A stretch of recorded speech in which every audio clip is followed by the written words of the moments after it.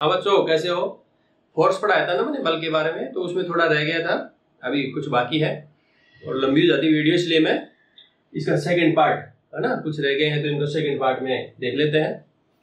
तब तक आप चैनल को सब्सक्राइब कर लें, ठीक है। और इसके बाद में है ना, केमिस्ट्री का वो बेसिक लेके आ रहा हूँ मैं। केमिस्ट्री पढ़ाऊंगा बेसिक से, चाहे वो 11th-12th का हो बच्चा, है ना, चाहे नीट की तैयारी कर रहा हो, है ना, कैसी भी हो, केमिस्ट्री को बेसिक से बताएंगे, है ना, उनके बेसिक क्लियर करवाएंगे तो आपको अच्छी तरह से समझ में आ जाएगा, ठीक है बच्चों। वो क्लास में 1-2 दिन में आने वाली है आपके पास। तब तक देखो, ये जो फोर्स का था, है ना, बच रहा था शेष, इसमें है संपर्क बल। संपर्क बल क्या होता है? जिस पे बल लग रहा है और कोई लगा रहा है, वो दोनों आपस में क्या होते हैं? संपर्क में होते हैं, है ना, टच होने चाहिए। मतलब जैसे मान लो मैं इस दीवार को धक्का दूं, तो ऐसे दूर से ही जादू से थोड़ी दे दूंगा धक्का, है ना, कि ये लो धक्का दे दिया, इसको टच करना पड़ेगा। अगर दीवार को धक्का देता हूँ, इस बोर्ड को धक्का देता हूँ, तो देखो मैं टच करूंगा और फिर धक्का लगा रहा हूँ। ऐसे ही टेबल को मान लो मैं धक्का दे रहा हूँ, तो उसको टच करना पड़ेगा मुझे, है ना। और यदि उसको खींच रहा हूं तो भी ऐसे नहीं कि आजा जादू से ही, है ना, ऐसा नहीं होगा ना, तो उसको पकड़ कर खींचना पड़ेगा। तो संपर्क बल वही है जिसमें बल लगाया जा रहा है संपर्क करके, टच करके, है ना। और असंपर्क बल होते हैं जिनमें कोई टच करने की जरूरत नहीं है, फिर भी बल लग जाता है। अच्छा, आपके दिमाग में कुछ ऐसा आ रहा हो तो बताओ, देखें ऐसा कोई बल लग रहा है क्या आपकी नजर में जिसमें टच होना जरूरी नहीं है लेकिन बल लग रहा है? बताओ कौन कौन से है ना, दिमाग दौड़ाओ फटाफट। जैसे बताया था मैंने, पीछे पढ़ाया, गुरुत्वाकर्षण जो बल है, कोई भी दो ब्रह्मांड में कोई भी दो पिंडों के बीच में क्या लग रहा होता है? ये बल। ये दोनों टच नहीं है लेकिन इनमें बल लग रहा है। कैसे? ये इसको खींच रहा है अपनी ओर और ये इसको खींच रहा है अपनी ओर, एक दूसरे को अपनी ओर खींच रहे हैं, है ना। अर्थात एक प्रकार का क्या है? ये आकर्षण, अट्रैक्शन फोर्स है। तो इसमें कोई संपर्क की जरूरत नहीं है, दूर से भी खींच लेते हैं ये। ऐसा ही एग्जाम्पल देखो चुंबक का। चुंबक में आप जानते हो एक सिरा एन होता है, एक सिरा एस होता है। अगर एन ही एन को सामने लाया जाए, देखो ये दो चुंबक हैं, इसका एन आमने सामने है, तो ये जो समान है ना, तो समान में क्या होता है? प्रतिकर्षण। तो एक दूसरे को क्या करेंगे? ये प्रतिकर्षित करेंगे। टच नहीं हो रहे फिर भी क्या कर रहे हैं? ये प्रतिकर्षित, एक दूसरे को धक्का दे रहे हैं।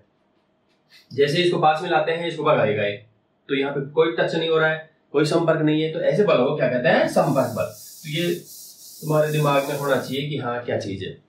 ऐसे ही आवेशों के बीच में देख लो, प्लस प्लस के बीच में क्या होगा? प्रतिकर्षण, और माइनस माइनस के बीच में भी प्रतिकर्षण। लेकिन एक सिरा प्लस का हो आवेश का और ये माइनस का हो, तो इन दोनों में क्या होगा? अट्रैक्शन, आकर्षण। तो ये इनमें संपर्क की जरूरत नहीं है, दूर से ही ये बल लगते रहते हैं, तो इनको कहते हैं असंपर्क बल। और संपर्क समझिए जिनमें टच करना होता है या दो वस्तुएं आपस में टच होती है। नेक्स्ट देखो तनाव। एक होती है टेंशन। टेंशन वो जो आपके दिमाग में चल रही है वो नहीं। जैसे रस्सी में तनाव, आपको पता है रस्सी में बल दिया जाता है। रस्सी के अंदर वो बल कब पैदा हुआ? जब रस्सी को बनाया गया था ना, तो उसके अंदर क्या दिया गया था? मोड़ दिए गए थे, अर्थात बल दिया गया था, तब उसके अंदर वो बल तब से है और रस्सी के अंदर वो टेंशन है कहने वाला। उसी टेंशन को, उसी को तनाव या तनाव बल कहते हैं, ठीक है। देखा होगा आपने कि जब रस्सी मुड़ी हुई है तो उसके अंदर एक प्रकार का बल है मौजूद, ठीक है ना, उसको कहते हैं तनाव बल, टेंशन बल।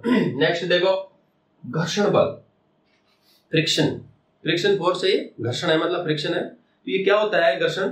जैसे मान लो कोई टेबल है, आप उसको पकड़ के थोड़ा खींचो, जब टेबल को पकड़ के खींचोगे तो क्या होगा? जैसे ही, अब ऐसे स्थिर है टेबल, लेकिन जैसे ही पकड़कर खींचने लगोगे उस पर एक बल लगेगा जो क्या करेगा? उसका विरोध करेगा। देखो जड़त्व में, इनर्शिया में मैंने बताया था, किसी वस्तु को खिसकाने की कोशिश करते हैं तो वह वहीं रहना चाहती है। वहां बल नहीं था, वो आलस था एक तरह से उसका कि मैं कहीं नहीं जाऊंगी। वो वस्तु या टेबल की बात कर लो, जैसे उसको खींचना चाहे टेबल को, तो वो आलस करके पड़ी है, अर्थात वो जाना नहीं चाहती, फिर भी आप उसको बल लगाकर खींचते हो, तो वहां तो क्या है? वो इनर्शिया।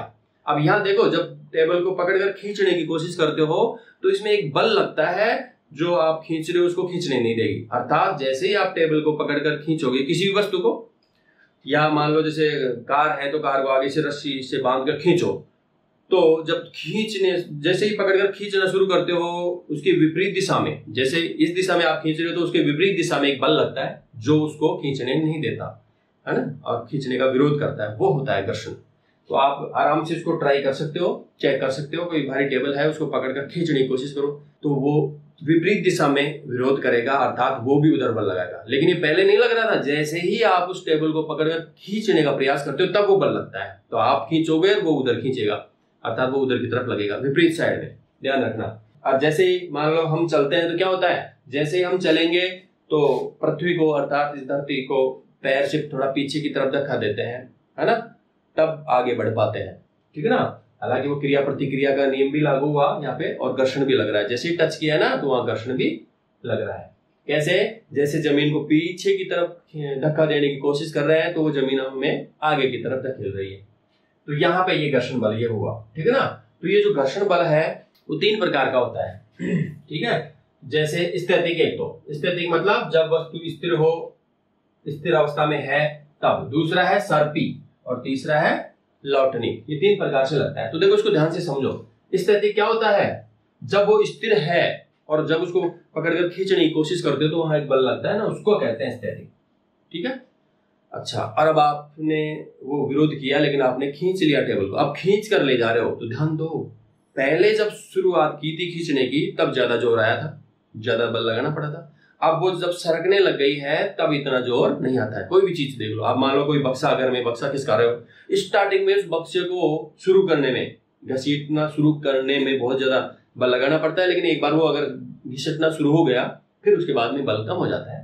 अर्थात स्थैतिक घर्षण क्या होता है, ज्यादा होता है ना, ये ज्यादा होता है। सर्पी कब लगता है, जब वस्तु सरकने लग जाती है, खिसकने लग जाती है, ठीक है ना, तब ये बल लगता है। तो ये क्या होता है, इससे स्थैतिक से कम, है ना, स्थैतिक सबसे ज्यादा, फिर सर्पी कम, और इसके बाद में एक और होता है लौटनी।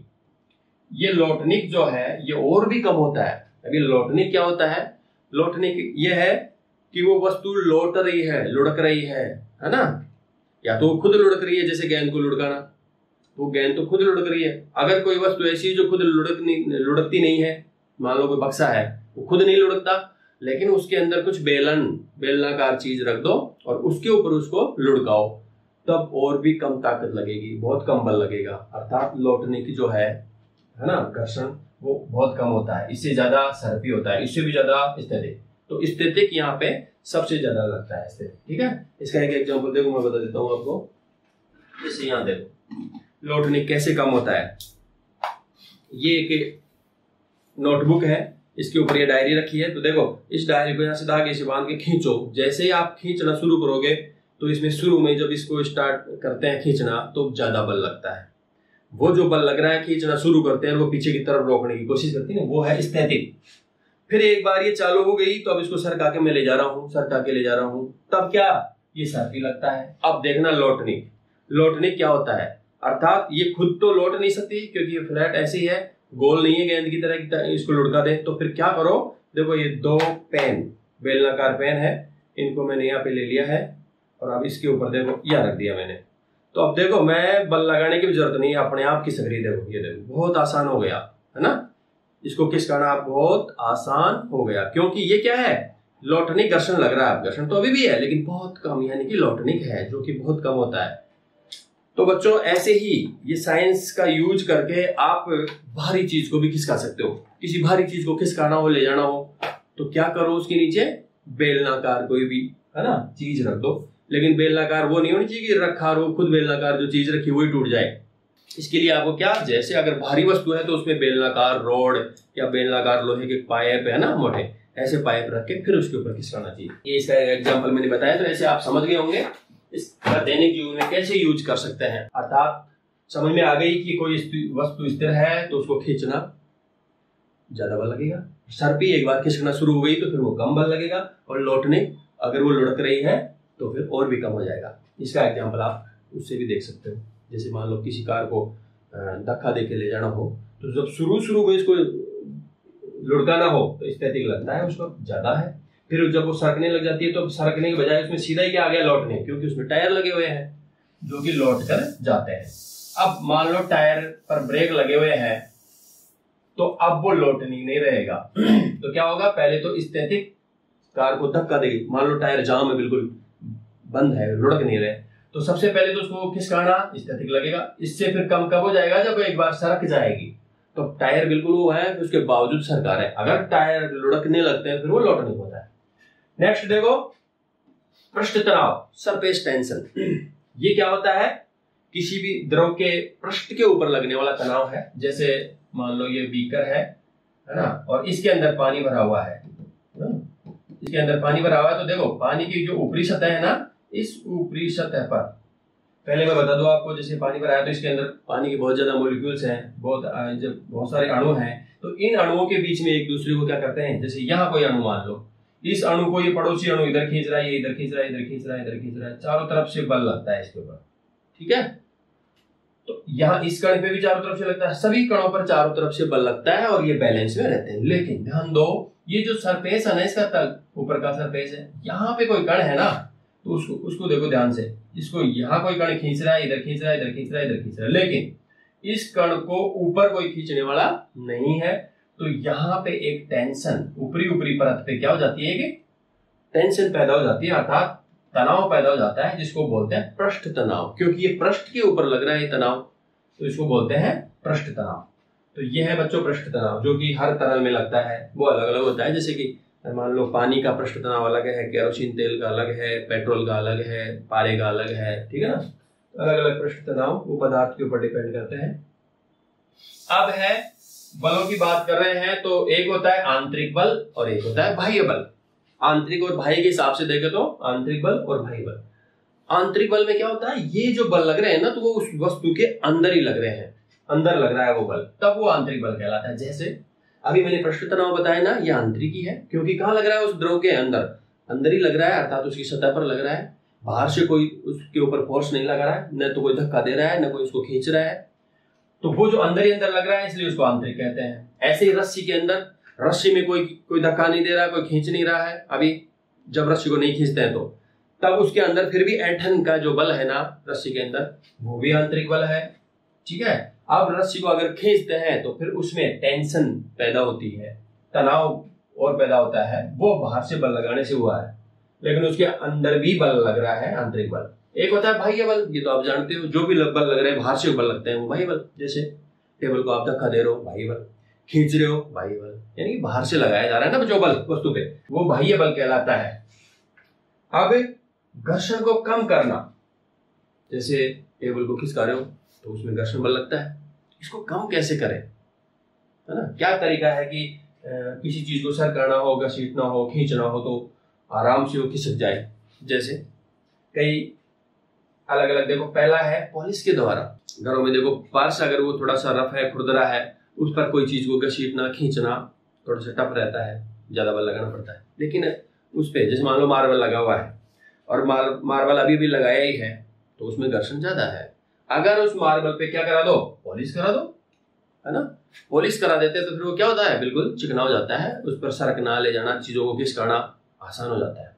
ठीक है ना, तो पॉलिश के द्वारा घर्षण को कम किया जा सकता है। इसका एग्जांपल दिखाऊं मैं आपको। जैसे मान लो भी मार्बल पे क्या पॉलिश नहीं की है और फिर अगर उस पे कपड़े से पोंछा लगाना हो, तो उस पे कपड़े से पोंछा लगाना थोड़ा मुश्किल होता है, कारण कि उसके अंदर घर्षण बल लग रहा है। किसके बीच में लगता है, उस फर्श के और उस कपड़े के बीच में।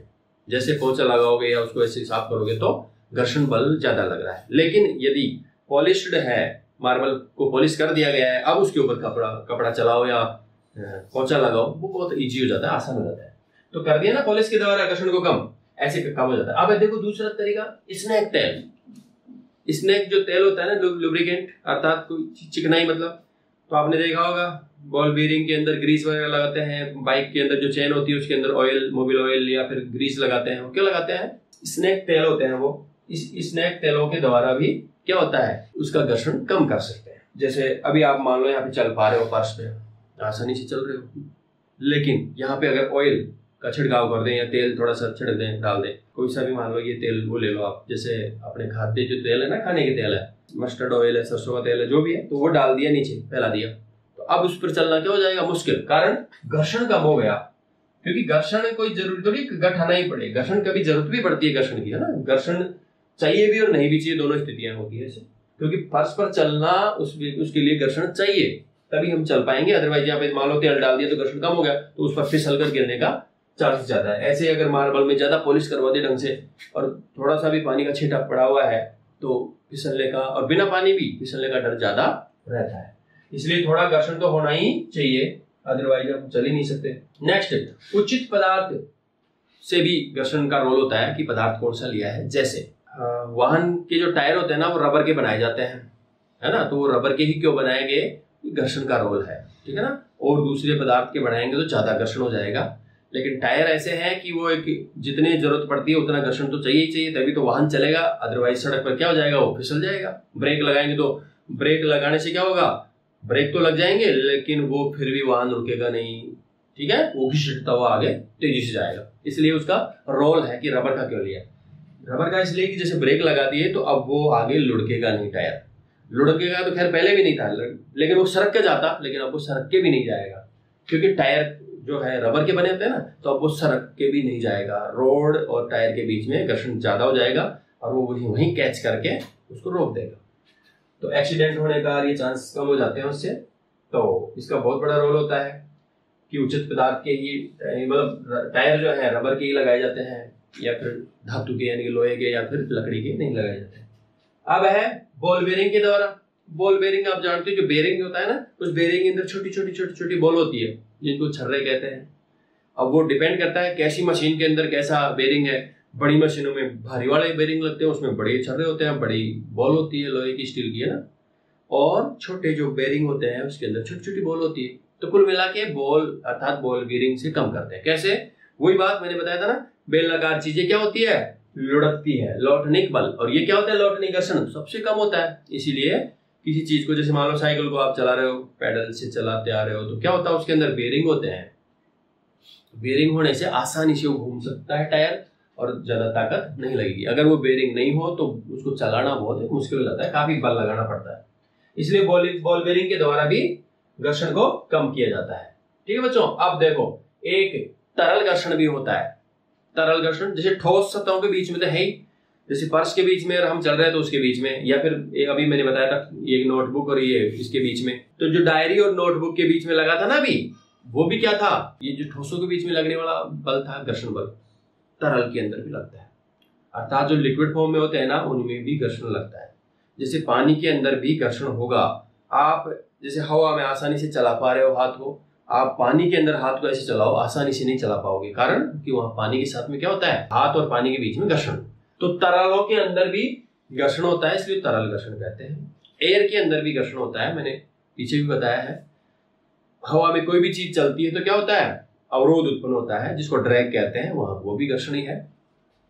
इस प्रकार से समझ में आ गई होगी आपको कि ये जो घर्षण होता है वो सब में होता है। किसमें, ठोस में भी होता है, ठोस ही ठोस के बीच में भी होता है ना, द्रवों के बीच में भी होता है, द्रव में भी लगता है, और गैस में भी लगता है, अर्थात वायु में। इस प्रकार से सब में, तीनों अवस्थाओं में जो चीजें हैं उनमें, तो ये जो लिक्विड में इसमें लगा है उसको तरल घर्षण कहते हैं। ठीक है, ये देखो जैसे द्रव या गैस में गतिमान वस्तु में भी घर्षण बल लगता है, बताया, और जितनी तेज गति होगी घर्षण उतना ही ज्यादा होगा। ठीक है ना, जबकि वहां कम होता है। देखो ध्यान से, कोई चीज को सरका रहे हैं ना, ठोस फर्श पे कोई चीज को पकड़ के सरका रहे हैं, तो स्टार्टिंग में ज्यादा लगता है, जो कि स्टैटिक होता है। उसके बाद में एक बार ये सरकने के बाद, है ना, जैसे मान लो ये बॉक्स है, इस बॉक्स को आप बांध के खींचोगे या बांध के आगे खींचोगे, तो शुरू में जब खींचने का प्रयास करते हो तब ज्यादा घर्षण लगता है, उसको बोलते हैं स्टैटिक। एक बार ये सरकने लग गई तो फिर इसको थोड़ा उससे ज्यादा आसानी से खींच के ले जा सकते, और अगर और तेजी से खींचेंगे तो घर्षण और कम हो जाएगा। यहाँ उल्टा हो रहा है, यहाँ कम हो रहा है। यहाँ देखो तरल के अंदर, तरल मतलब पानी में या हवा में। हवा की बात करें तो आप चल रहे हो तो घर्षण कम लग रहा है, आप बाइक पे बैठ के जा रहे हो तो आपका घर्षण बढ़ गया, धक्का, हवा का धक्का बढ़ गया। और आप यदि फास्ट चलने वाली कार में बैठ गए 200-300 किलोमीटर पर आवर की स्पीड से, वो भी खुली में, तो वहां पे और भी ज्यादा, समझ गए ना। ऐसे ही रॉकेट के अंदर और भी ज्यादा। तो जितनी स्पीड होगी, जितनी गति होगी ना, जितनी तेज गति तरलों में जो घर्षण है वो उतना ही ज्यादा लगेगा। ठीक है, अब है ठोस का जो घर्षण होता है ना वो ज्यादा, और द्रव का घर्षण उससे कम, द्रव के बीच में जो लगता है, और ठोस और गैस के बीच में जो लगता है वो और भी कम। जैसे आपका हाथ हवा में चल रहा है तो ये ठोस है, और ये क्या है, गैस है, तो ठोस गैस के बीच में तो वो सबसे कम होता है घर्षण। और द्रव के बीच में घर्षण लग रहा है, जैसे मान लो पानी के ऊपर कोई दूसरा तरल बहाते हैं तो द्रव के बीच में जो घर्षण लगता है वो इससे ज्यादा होता है। और ठोस ही ठोस के बीच का जो घर्षण है वो और भी ज्यादा होता है। ये आप दैनिक जीवन में भी अनुभव करते होंगे, है ना। अब देखो नेक्स्ट, एक होती है वृत्तीय गति। अच्छा, यहाँ गति की बात क्यों कर रहा हूं? क्योंकि गति की बात इसलिए कर रहा हूं कि यहाँ पे वृत्तीय गति की बात करेंगे तो यहाँ पे बल होते हैं, दो प्रकार के बल होते हैं। कोई वृत्ताकार गति हो रही है तो वहां पे दो प्रकार के बल लगते हैं यहाँ पे, है ना। क्योंकि बल कौन कौन से हैं, अलग अलग टाइप के, सभी बलों के बारे में बता देता हूँ ताकि कभी सामने आए तो आराम से समझ में आएगी क्या चीज है। तो वृत्तीय गति के अंदर भी देखो अभिकेंद्री बल होता है एक, तो जिसको बोलते हैं सेंट्रीपिटल फोर्स। अभिकेंद्री बल नाम से पता चल रहा है केंद्र की ओर, है ना। और इंग्लिश वाला वर्ड देखो सेंट्रीपिटल, सेंटर की ओर लगने वाला बल, केंद्र की ओर खिंचाव जो बल होता है ना वो होता है सेंट्रीपिटल फोर्स। तो इसको बोलते हैं अभिकेंद्री बल। तो देखो ध्यान से, ऐसे समझो जैसे मान लो रस्सी के कोई पत्थर बांध लिया और आप उसको ऐसे घुमा रहे हो, है ना। रस्सी या धागा ले लो, उसको थोड़ा सा कर बांध के अगर ऐसे घुमाओगे तो यहाँ से जहां से घुमा रहे हो ना ये केंद्र है, और वो जो घूम रहा है वो उसका सर्कल हो गया, है ना, वृत्तीय गति कर रहा है। तो अंदर की ओर एक खिंचाव बल रहता है, उसको बोलते हैं अभिकेंद्री बल, सेंट्रीपिटल फोर्स।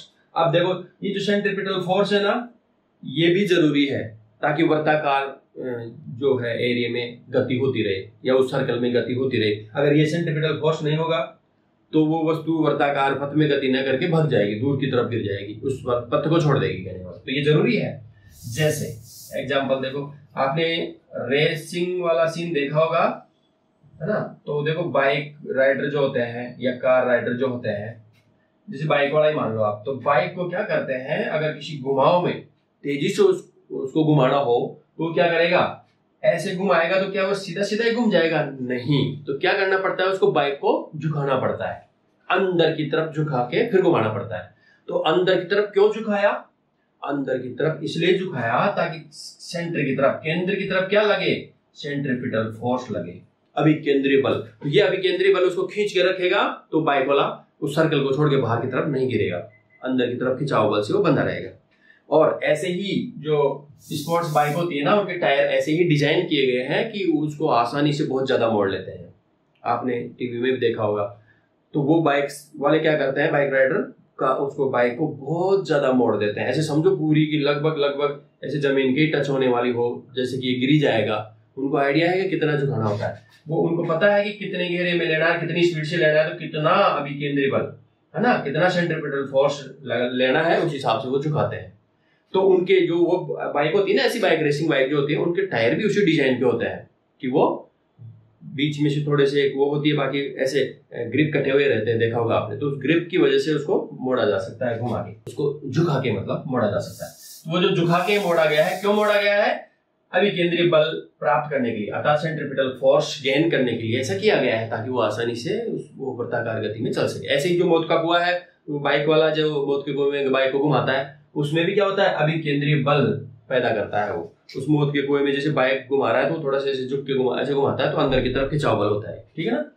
उसी की वजह से वो बैलेंस होता है, वहां पे बैलेंस्ड रहता है। अब है अपकेंद्रीय बल, यानी कि सेंट्रीफ्यूगल फोर्स है। ये सेंट्रीफ्यूगल फोर्स ये क्या होता है कि अंदर की तरफ जो लग रहा है वो तो अभिकेंद्रीय बल, और एक होता है सेंट्रीफ्यूगल, वो बाहर की तरफ, जिसको बोलते हैं अपकेंद्रीय बल। जैसे मान लो धागे से कंकड़ बांध के आप घुमा रहे हो तो इस जो धागे में तनाव है उस वजह से जितना चल लग रहा है, अगर ज्यादा तेज कर दोगे या ज्यादा पत्थर भारी है तो यहाँ से जो तनाव है उस रस्सी में या उस धागे में तो टूट जाएगा, और टूटते ही क्या वो अब सर्कल में गति करेगा? अब नहीं करेगा। अब वो ऐसे जैसे यहाँ से टूटा तो सीधा चला जाएगा। क्यों गया? अब केंद्रीय बल के कारण। पहले उसको किसने रोक रखा था? अभिकेंद्रीय बल ने। अभिकेंद्रीय बल जो कि धागे से उत्पन्न हो रहा था, तो उस अभिकेंद्रीय बल के कारण वो सर्कल में घूम रहा था। जैसे धागा टूट गया, अब अभिकेंद्रीय बल तो रहा नहीं, सेंट्रीपिटल तो रहा नहीं, तो अब क्या हो गया, वो अपकेंद्रीय बल अर्थात सेंट्रीफ्यूगल फोर्स की वजह से वो भाग जाएगा, दूर चला जाएगा। वैसे ये आभासी बल कहलाता है ना, वास्तविक बल नहीं है, ये आभासी बल है और ये है वास्तविक। इस प्रकार से अभिकेंद्रीय बल की बात करें, जैसे भी बताया था मैंने, तो अभिकेंद्रीय बल प्राप्त कहां से होता है, अभी मैंने बताया भी है। तो जैसे कार का या सड़क पर मुड़ना, कार को सड़क पर अगर मोड़े तो टायर और सड़क के बीच में घर्षण होगा ना, उससे उत्पन्न होता है। घुमाव में यदि कार को या बाइक को मोड़ते हैं ना, तो उस कार या बाइक के टायर और सड़क के बीच में घर्षण से पैदा हुआ है ये कौन? अभिकेंद्रीय बल, सेंट्रीपिटल फोर्स, ठीक है। तो इस प्रकार से घुमाव में राइडर झुका देते हैं, मैंने पहले ही बताया था। तो ऐसे पैदा होता है ये। डोरी से कंकड़ बांधकर घुमाने से डोरी के तनाव में उत्पन्न हुआ है, दूसरा, पृथ्वी जो है सूर्य की परिक्रमा कर रही है, सूर्य के चारों ओर पृथ्वी घूम रही है, घूर्णन कर रही है। तो सूर्य का आकर्षण बल, सूर्य के आकर्षण बल के कारण क्या होता है, वो बल पैदा हो रहा है। जैसे ये सूर्य है और ये पृथ्वी ऐसे चक्कर लगा रही है, तो सूर्य के आकर्षण बल से अभी केंद्रीय बल पैदा हो रहा है, जो कि पृथ्वी इस आकर्षण की वजह से इस वृत्ताकार जो घेरा है, लगभग जो वृत्तीय गति कर रही है, वो घूमती रहती है, दूर जाके इस सर्कल को छोड़ के जाती नहीं है। क्यों नहीं जा रही है? जैसे ये सन है ना, ये सन है और ये पृथ्वी क्या हो रही है, चारों तरफ घूम रही है मान लो। तो ये ऐसे घूमती घूमती ऐसे बाहर क्यों नहीं चली जाती, इधर इस सर्कल को छोड़ के बाहर क्यों नहीं चलेगी? इसको यहां मजबूरी में बांध रखा है किस बल ने? अभिकेंद्री बल ने, सेंट्रीपिटल फोर्स ने। ये सेंट्रीपिटल फोर्स कैसे पैदा हुआ? सूर्य के आकर्षण के कारण। देखो सूर्य का आकर्षण, क्योंकि सूर्य पृथ्वी से बहुत बड़ा है, तो जो पिंड जितना बड़ा होता है वो छोटे वाले पे उतना ही आकर्षण ज्यादा, अर्थात उसका असर ज्यादा होता है, खिंचाव ज्यादा होता है। हालांकि पृथ्वी भी सूर्य को अपनी ओर खींच रही है, लेकिन ये कम है, छोटी है, ये बड़ा है काफी, तो यहाँ आकर्षण बल ज्यादा लगेगा। इस आकर्षण बल के कारण ही क्या, कौन सा बल पैदा होता है? Centripetal force. इस सेंट्रीपिटल फोर्स के कारण पृथ्वी पथ को छोड़कर जाती नहीं है और इस पथ में ही घूमती रहती है, ठीक है।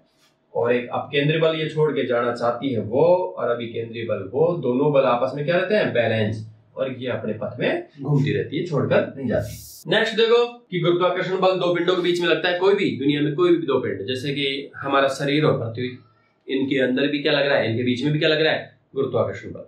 पृथ्वी हमें खींच रही है और हमारा शरीर पृथ्वी को खींच रहा है, लेकिन पृथ्वी बहुत बड़ी है इसलिए हमारा शरीर कुछ कर नहीं पाता है, अर्थात असर ही नहीं पड़ता है पृथ्वी की, लेकिन पृथ्वी हमें खींच लेती है। जैसे आप मान लो 5 फीट की ऊंचाई से कूदते हो या 5 फीट की ऊंचाई से गिर जाते हो तो नीचे ही आते हो, क्यों? क्योंकि पृथ्वी क्या कर रही है? आपको गुरुत्वाकर्षण बल से खींच रही है। तो ऐसे ही ये पृथ्वी मान लो और ये चंद्रमा है, तो ऐसे ही ये भी दो पिंड है, इन दोनों के बीच में पृथ्वी चंद्रमा को खींच रही है, चंद्रमा पृथ्वी को अपनी ओर खींच रहा है, ठीक है ना। ये दोनों एक दूसरे को खींच रहे हैं, लेकिन बात यह है कि खींच तो रहे हैं, लेकिन चंद्रमा छोटा, तो ज्यादा असर किधर है?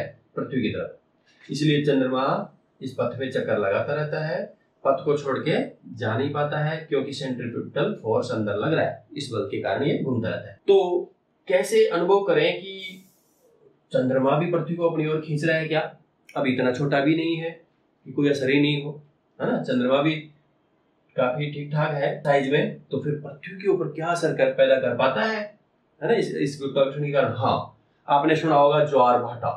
ये जो ज्वार भाटा है ना, ये इसी वजह से पैदा होता है कि पृथ्वी के चारों ओर चंद्रमा जो घूम रहा है, तो ये घूमते घूमते पृथ्वी तो खींच रही है, लेकिन चंद्रमा भी पृथ्वी को अपनी ओर खींचने की कोशिश कर रहा है। तो ज्यादा असर तो नहीं हुआ, लेकिन पृथ्वी के ऊपर जो पानी है, समुद्र है, उनको अपनी ओर खींचने की कोशिश करता है चंद्रमा, और ये पानी खींचता भी है। इसी को ज्वार भाटा कहते हैं। देखो जैसे मान लो ये चंद्रमा पृथ्वी को खींच रहा है, लेकिन पृथ्वी के ऊपर जो पानी का एरिया है, पानी को अपनी ओर खींच पाता है, क्योंकि पानी क्या है, इस पृथ्वी पे चलकर थोड़ा मूव कर सकता है। पूरी पृथ्वी मूव नहीं कर सकती, लेकिन पानी थोड़ा मूव कर सकता है चंद्रमा की तरफ। तो चंद्रमा खींचता है तो पानी थोड़ा इसकी तरफ आ जाता है, ठीक है। और जैसे ही चंद्रमा की साइड बदल जाती है, दूसरी तरफ चला जाता है, तो पानी इधर आया था ना, ये वापस ही पीछे चला जाता है।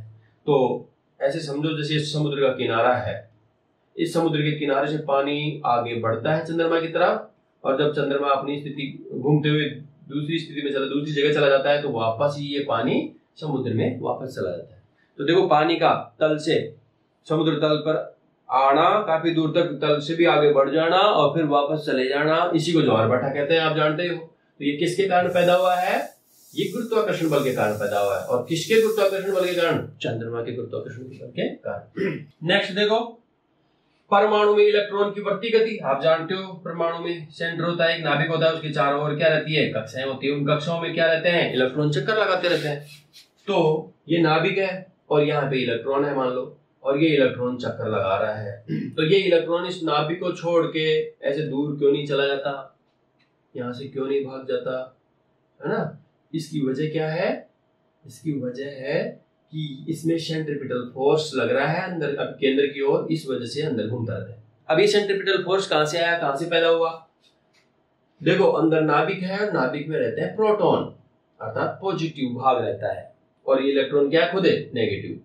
तो पॉजिटिव और नेगेटिव के बीच में क्या लगेगा बताओ, इन दोनों के बीच में आकर्षण, अट्रैक्शन। इस अट्रैक्शन के कारण इलेक्ट्रॉन यहाँ पथ को छोड़ के भाग नहीं पाता है और अंदर ही अंदर यहाँ पे घूमता रहता है। ठीक है, तो ये भी यहाँ से पैदा होता है, अर्थात सेंट्रीपिटल फोर्स पैदा हुआ। हाँ तो बच्चों, ये बल के बारे में जो कुछ रह रहा था वो मैंने बता दिया, समझा दिया। तो आप इसको अच्छी तरह से समझ लेना, वीडियो को दोबारा चला के समझना अच्छी तरह से, है ना। और चैनल को सब्सक्राइब कर लो और करवाओ भी, किसी को भेजो, है ना, ताकि और भी बच्चे जुड़ सके। तो कैसा लगा, अच्छा लगा तो लाइक करो। Thank you.